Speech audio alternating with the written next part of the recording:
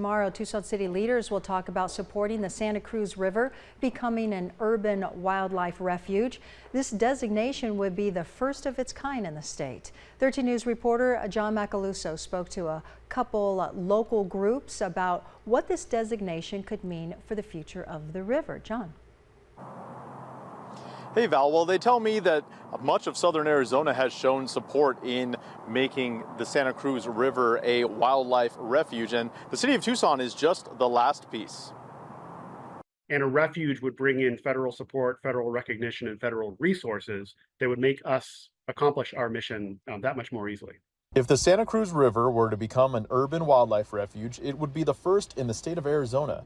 What sets it apart from others is its proximity to cities. Fish and Wildlife Service, to their credit, realized that the constituency they weren't serving were the human needs of the communities that support the mission and live in these areas. It's about bringing new amenities and opportunities to communities in urban places. The Santa Cruz River already has the Chuck Huckleberry Loop around it before getting the designation, but the work would only be just beginning. In fact, the refuge here would look similar to another in New Mexico. The Valle de Oro Urban National Wildlife Refuge is in a lot of ways a template for the Santa Cruz one. But it has a lot of overlapping similarities. For example, it's in an area of Albuquerque that historically has been the scene of a lot of environmental injustice.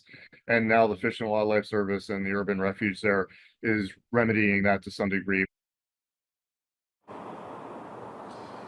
Now, Tucson City Council will be discussing this in tomorrow's study session. Now, the hope of these two organizations that I spoke to is that not long after, the federal government will declare the Santa Cruz River an official wildlife refuge. We'll, of course, continue to follow this here on 13 News. Reporting in the Santa Cruz River, John Macaluso, 13 News.